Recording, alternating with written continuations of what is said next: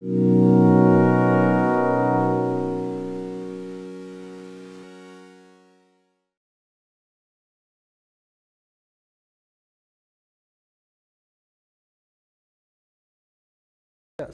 assume for us that know very little about this, just kind of give us the start of what this great facility is, how it came about, what the idea was, and kind of where we are as we walk through and you tell us about it. Assume I know nothing. Okay. We'll go from there. All right, thank you.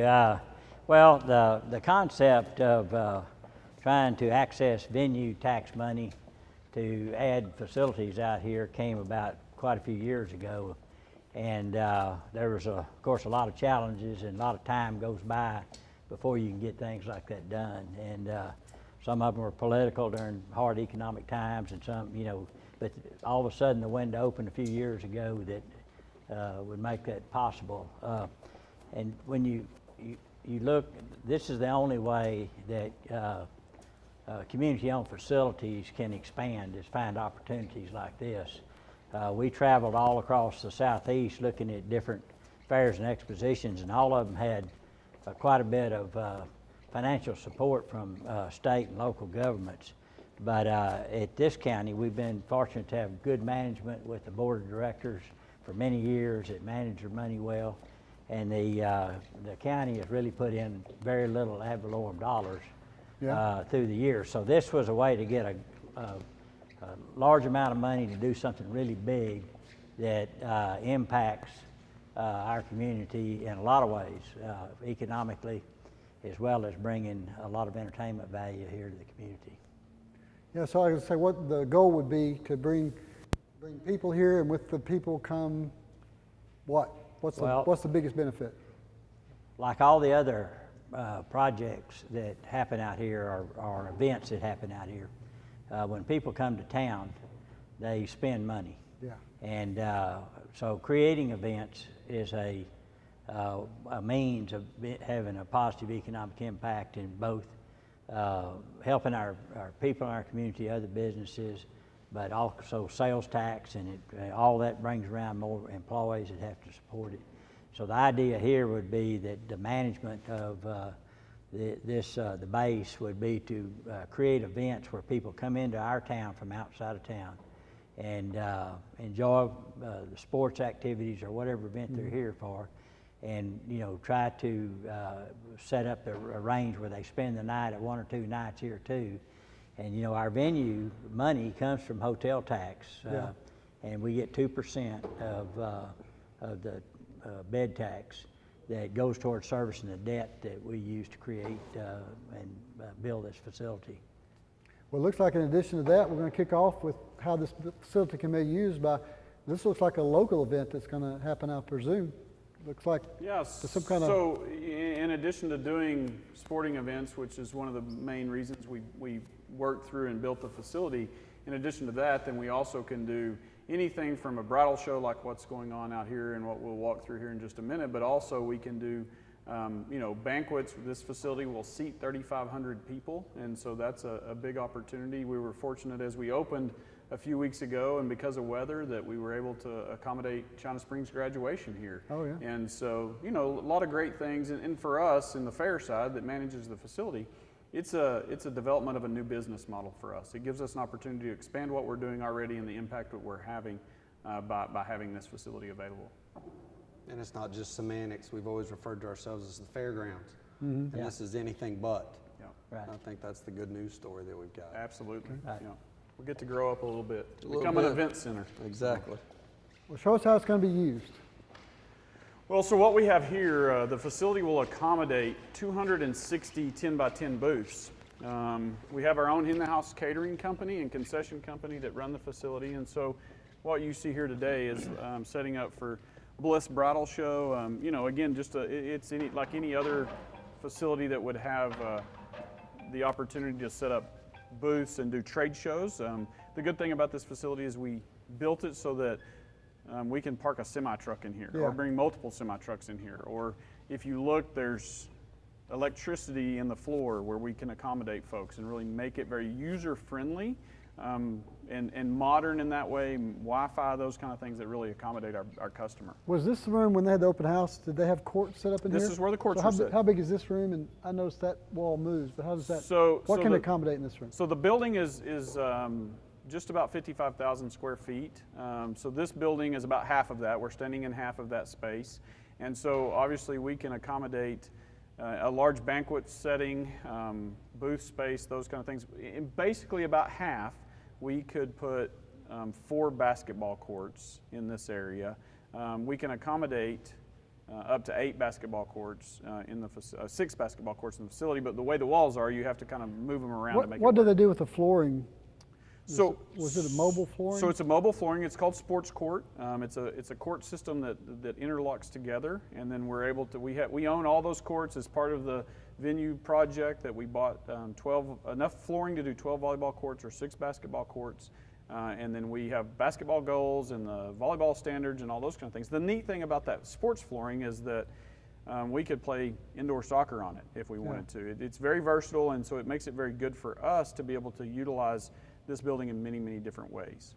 And Wes, what was the inaugural event that we actually held in here?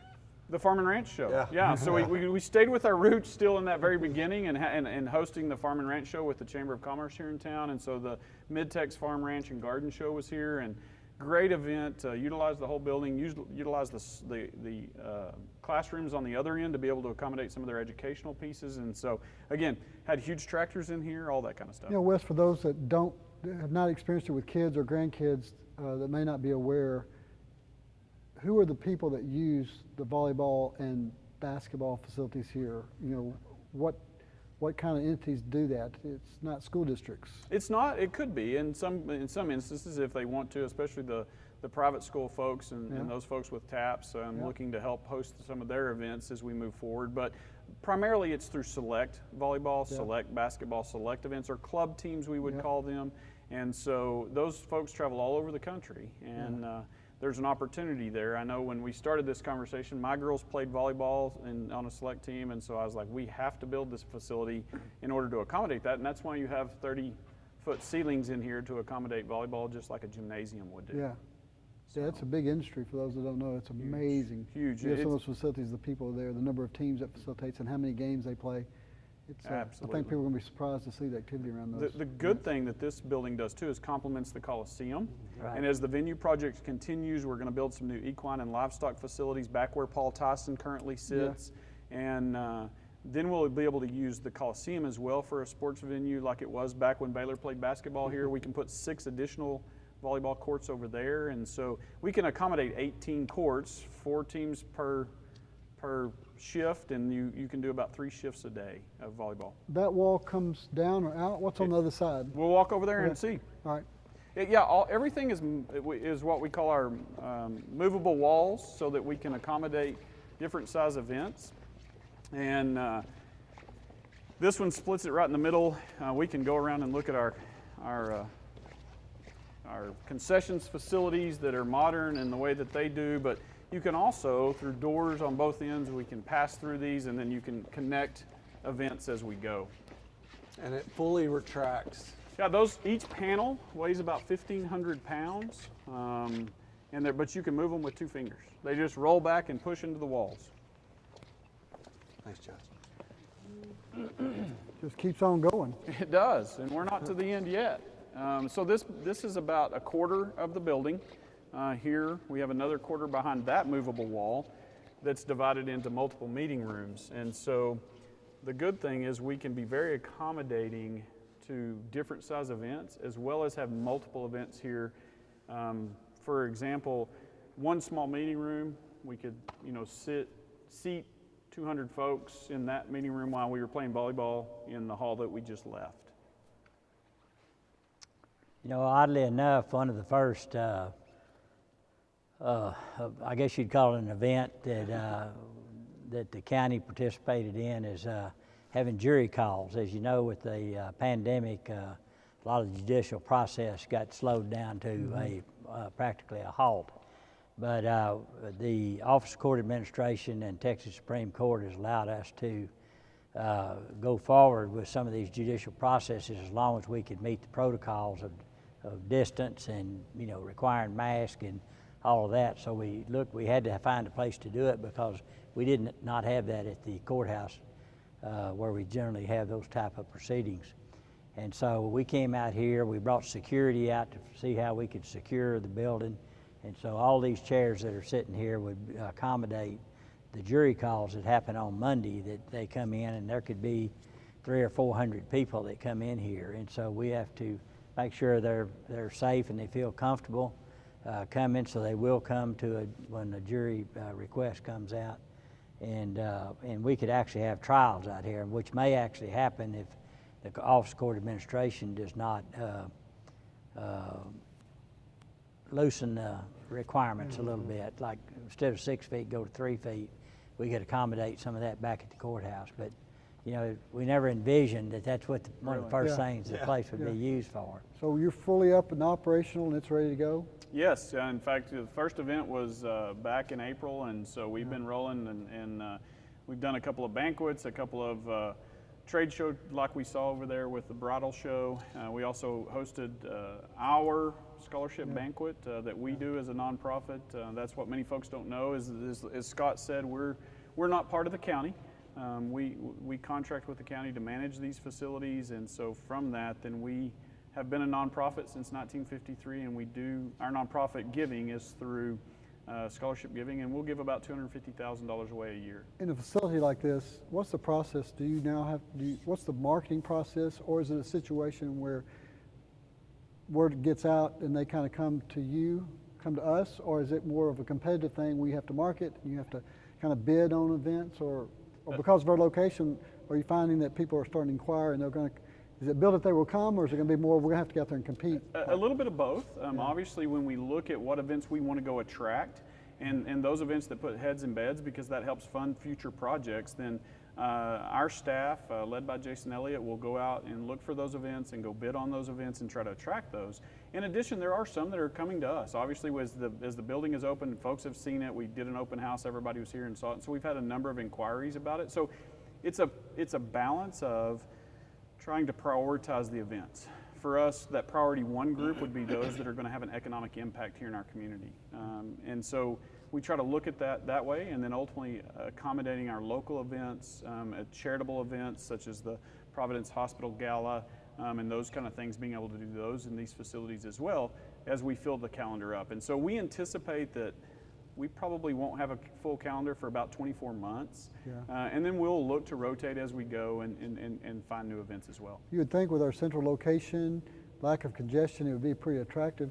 Is it, how do we stand as far as, I know from our perspective, it seems like there's been a lot of hotel motel builds going on. Are we getting up to the number where we can handle facilities like this with other things going on? I mean, events, are there enough hotel rooms to accommodate? I don't know if there's enough hotel rooms yet, and I think we continue to see that growth and build in hotel buildings because of our occupancy levels being so high in McLennan County and certainly within the city of Waco. And as we look at things like Magnolia and different activities that Baylor is doing, and then you have a number of events that the city's doing as the convention center gets fired back up. And so there's a great group of those folks in the CVB world and the events world that we try to balance that and do what we can. Now, everybody wants the same weekend in the summer. It's just the way it is. We have an equine facility that serves a huge clientele. We have equine events here about 48 weeks of the year. And so we're already accommodating those, and so we continue to look for ways to grow that. So we do anticipate that we will help to stimulate that hotel growth in our community. Seems like it would be a good counterbalance to the other type of tourism we get or events we get, because it's indoor facilities, it's in the wintertime. Yes. Right, or when it's very hot. One thing that I might point out that this past April was the highest tax revenue we've received since we started. Really? Even through the pandemic, and that's going back several years before the pandemic hit. So I'm very encouraged that there's a lot of entities in our community that are creating events and venues to come here, and so I really think that we're going to see that keep moving forward. Also, we have more hotel and motel rooms than we had when we started, and the price of those rooms are higher now, and the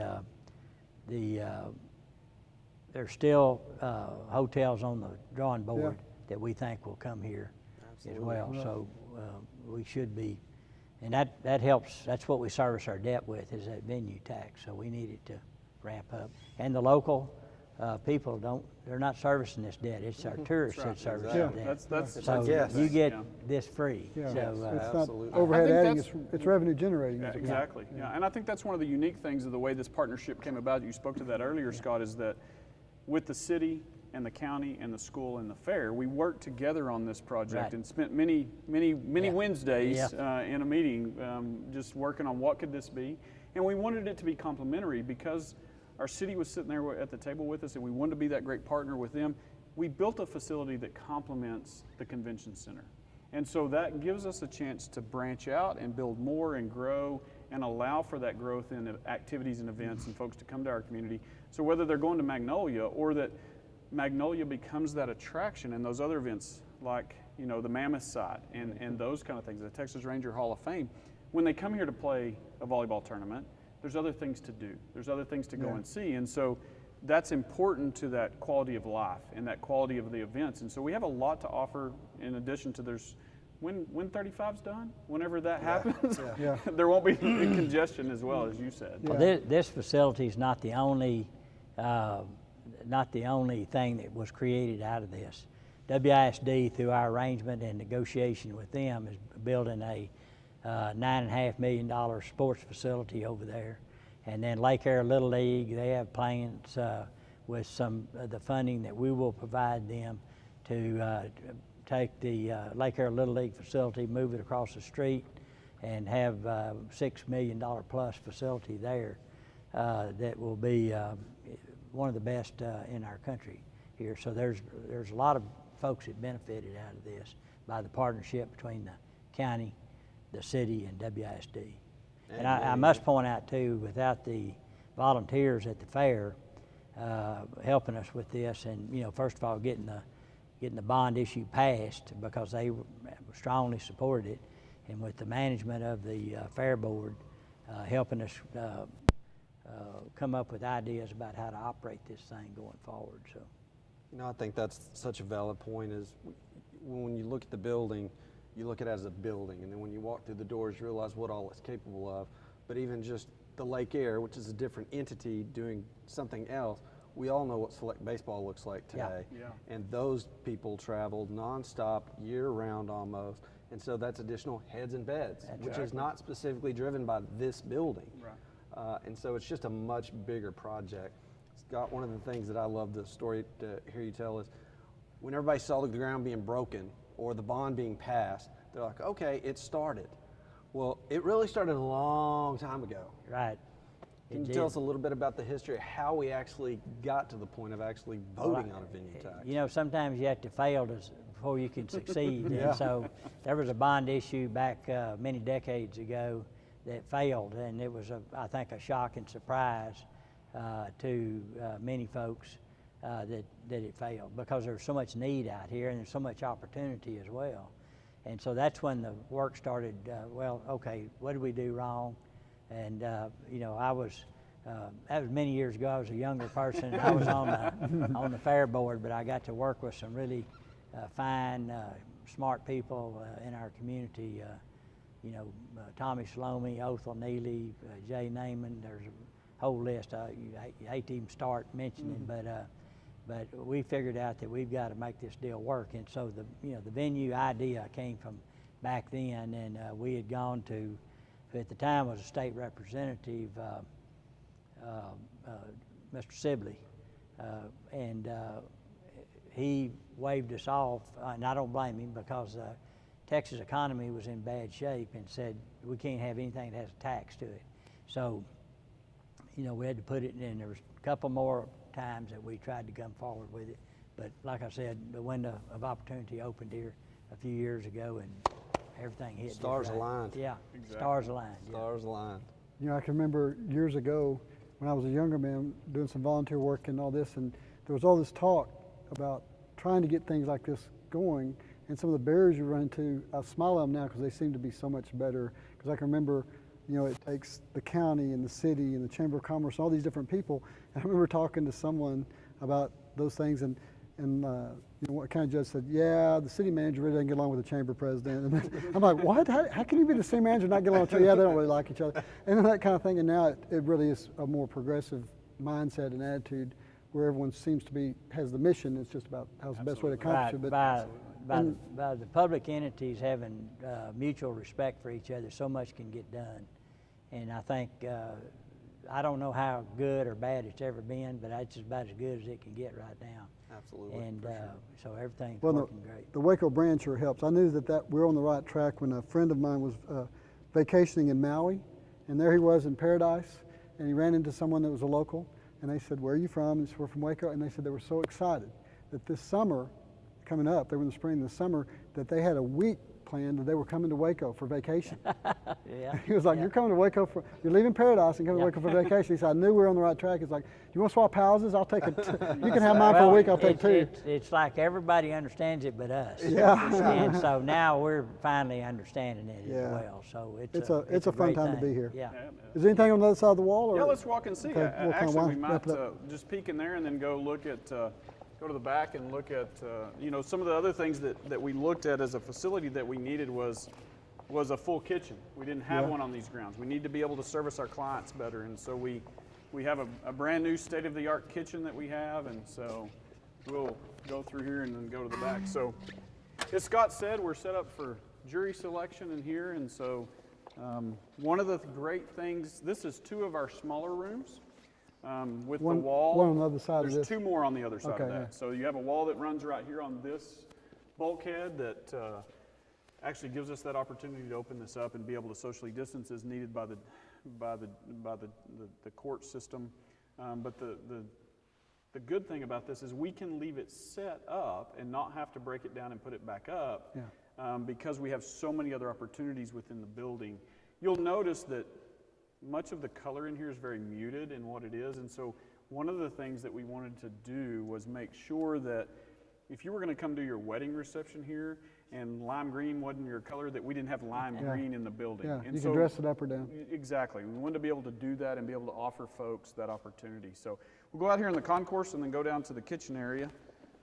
Wes, you may have said it, but what kind of, will there be things that this building will facilitate or accommodate related to the Heart of Texas Fair and Rodeo that you couldn't do before, or just do them better here? You may have said that, I didn't. A little bit of both, I would say, and then that we will be able to accommodate some additional educational opportunities in the exhibits that we have. So we're actually standing at what will be the entrance during the fair. One of the things, part of, again, accommodating our customer was to put in these big roll-up doors so that if they had something to, if you have a trade show going on here, you have multiple ways to unload in the building. What this becomes is the grand entrance to the base during the fair and rodeo. So it's open, folks can come in. We work with folks like Texas Farm Bureau to do an ag education exhibit. There'll be other educational exhibits. Plus, it's also allowed us to accommodate local activities such as dance and cheerleading and those kind of things that we can be inside with them, give them a place where those kids can come showcase their talents during the fair and rodeo, because it is the largest event in Central Texas, and so it also becomes the largest fundraiser for our nonprofit or our scholarship program as we work through. So we'll go back here, and so you have, again, state of the art with our television system in here to be able to tell folks where they're going, where the rooms are. Lots of wayfinding and directional stuff that working with Populous and John Irwin Construction, they did a great job of really putting those things together. Is this venue big enough for things like cattle barons? Absolutely. To go in? Absolutely. Mm-hmm. And it's air conditioned. Yes, you don't have to be in the heat. Isn't that awesome? It's always a summer fundraiser. I don't know how big that had to be. And from being in meetings here, the air conditioning works just fine. That's good to know. Oh, man. It works just fine. So, like I said, one of those things to help accommodate events like cattle barons is to have a fully functional kitchen. And although it's not quite finished being set up, we can do pretty much any catering you want to do out of here, from 100 to 3,000. And so we talked about having that in-house catering company that we're expanding at this point in time, and being able to offer that as an opportunity so that you don't have to bring in an outside caterer. If you want to bring in an outside caterer, then we certainly welcome those folks. See walk-in freezers and all that, so they can just put it all here and go. Just roll on, just like it is. And so we have over here a prep kitchen as well, and places where, again, I think we did a good job of designing so that ultimately we could accommodate any number of events as we go and flow. And one of the things that a lot of times happens in a building like this is you need storage for 3,000 chairs and 3,000 tables, and or to seat 3,000 people, and all the basketball goals and all those kind of things. Well, if we started utilizing that expensive square foot to do that, then it was going to make our building smaller and our footprint smaller. So one of the things we did was to repurpose the general exhibits building. And so over there is the general exhibits building. You might remember that historically we had another building here that we called the Creative Arts building. It was torn down, but in essence that becomes our warehouse, so that we don't take up valuable square footage and we can move it over there and utilize that building that is great structurally. It's a building that can serve what we need to serve from a storage standpoint and those kind of things. And so we're continuing the process of us as a fair board putting in dollars into this facility and doing those kind of things. And so there's a small storage building over there that we built a number of years ago. They'll pour concrete in it Monday, and that's where we're going to store our flooring. Did y'all tour other facilities and come in with this design, becoming a blend of other facilities? As Scott said early on, there was a lot of touring going on of different facilities, and then we worked with what I would say is one of the premier event center design architects, and that being Populous. And they are the ones that built Baylor Stadium. And so they have a big arm that goes from stadiums and sporting event venues, and actually worked on the London Olympics facility, all the way to fairgrounds and event centers. And so we worked very closely with them. And really, if you kind of looked at it and said, okay, what building does it represent mostly? It would be the NRG Center that's in Houston at their facility. Although that building's about 2 football fields wide and 5 football fields long. It's a little larger, but it fit. This is the size we needed. And ultimately, we did a feasibility study through Convention Sports and Leisure, and they're the ones that said this is where you need to focus. And so I think when we talk about managing the public money and that fund that comes to us and making sure we're putting it in the right infrastructure, then we did that by looking and going to those professionals and saying, hey, what do we need? Let's not overbuild, let's not underbuild, but then let's also look at it where we're expandable. So this building can be expanded in the future if we need it. And then you have the processes, as Scott said, about what WISD is doing and what we'll do with equine and livestock facilities in the future. And so all of those decisions were not made at a 4-year level, they were made at a 40-year level, because the tax is a 40-year tax. And so we really need to do that would outlive all of us and be able to be something great. So as we kind of wrap this up, if I'm representing a big AAU tournament or a big volleyball tournament or something like that, and I'm considering this facility in Waco compared to a sister facility somewhere in the state, what's y'all's quick pitch as to why they should do it here? Why here versus somewhere else? certainly, and I think the quick pitch is Waco and McLennan County, and what we have to offer being centrally located. We're in a growing part of Texas. We're within 150 miles of about 80% of the population of the state of Texas, and so you have an opportunity for a large audience to come to your venue. And then state of the art, and it's expandable. We can do it at kind of whatever level you want to do, and we can grow with you, and so that's really important. And so you look at the logo of the base, which is throughout this building, and Jason coined a phrase when we were kind of starting on this early on and talking about it, is that you have our past represented in a diamond, you have our present represented in a diamond, but you also have our future, and it's all moving upward, and so that's really what we're doing. Scott, real quickly, where'd the base name come from? For those that don't know, why the base? Well, the base came from a think tank group headed up by Wes that went over a lot of different ideas. This was a Air Force base, a training base back before that it was a cotton field, and there's a tie-in there as well. But the base stands for Business, Arts, Sports, and Entertainment. Entertainment. Okay. So The tie into the the base and that. That's right. And so with all of this, we have probably the most diversified entertainment location in the state of Texas right here. And you ask why people would choose this. Well, they can come here, but they can enjoy Waco, and in Waco, there's so many things to enjoy, including all the things that Baylor does. Magnolia, this is the only place that you can compete in sporting events and go in a few miles and see Magnolia. Yeah, So that's that ought to be a exactly right. positive. Yeah. And no one appreciates out-of-towners any better than we do. Yeah. So, Well, even in the summertime, hospitality. summertime too, I was thinking as you come with those kids, they've got water parks and things to go to, and Yeah, and zoo. so many things. Yeah. So many things to Yeah. entertain in between events. Yeah. I think much like Magnolia's done, much like the zoo has done, I think this grow up, if you will, of the Heart of Texas Fairgrounds into a true event center, it becomes that catalyst for our part of the community over here. Right. So you see that growth in sporting facilities like Lake Erie Little League or what WISD is doing. And so how much does that trickle out into the neighborhoods? And so we're making the community better and utilizing an outside dollar to do that, which is really a good thing for all of us. Well, our hope is that so many people have driven by and seen it and gotten glimpses, but not really known exactly what it is, what's going on there, what's that big thing going up. Hope this really helps everybody, and we'll share it around and get it out there. We appreciate y'all taking the time. I know you're on the board out here. Did we leave anything out? I don't think so. It's really exciting to be a part of it and see it come to fruition finally, and then also know that there's more to come. Yeah. That's Yeah. what's even more exciting about it. You can just look out over the next 5 years and know that none of this is going to look the same as it did today. Right. And 5 years after that, it won't look the same as it Yeah, did then. something I think we miss out on that is really important part, at least from my experience too.